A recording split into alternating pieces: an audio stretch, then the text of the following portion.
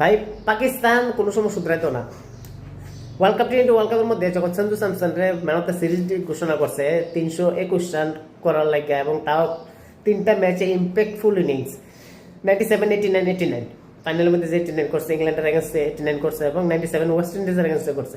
3টা ইম্প্যাক্টফুল ইনিংসের লাগে কিন্তু তারা প্লেয়ার অফ দ্য টুর্নামেন্ট দিছে এবং ডিজার্ভ করে। বাট পাকিস্তানের কিছু মূর্খ আছে, তারা কইতেছে সাহেবজাদার ফারহানের রান অনেক বেশি, 383 রান 5 ম্যাচের মধ্যে, এবং তারা কেললিকে ম্যান অফ দ্য সিরিজটা দেওয়া হয়েছে না, এটা তার থেকে চুরি করে নেওয়া হয়েছে। অর্থাৎ আইসিসি কি করছে, সাহেবজাদা ফারহান থেকে ম্যান অফ দ্য সিরিজটা যে ডিজার্ভ করতো তার থেকে আইন না সেটা সঞ্জু স্যামসনে দিয়েছে, এবং আইসিসি নাকি একটু বিসিসিআই এর সবসময় প্রাধান্য দেয় এরকম কথা। তাছাড়া এটা না, সাহেবজাদা ফারহান অলরেডি ডকুমেন্টারি একটা বানিয়ে লাইতেছে যে আইসিসি কিভাবে চুরি করে সেটা তার নিজের ম্যান অফ দ্য সিরিজ ট্রফিটা সঞ্জু স্যামসনকে দিয়ে দিচ্ছে।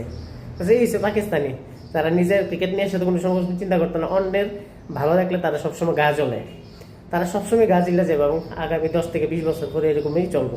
পাকিস্তান জীবনে ক্রিকেট উন্নতি করতো না, তারা মাইন্ডসেট কোনো সময় চেঞ্জ হতো না, সবসময় তারা ইন্ডিয়ারে দোষারোপ করবো, কারণ তারা নিজেরা কিছু প্রমাণ করে দেখাইতে পারে না।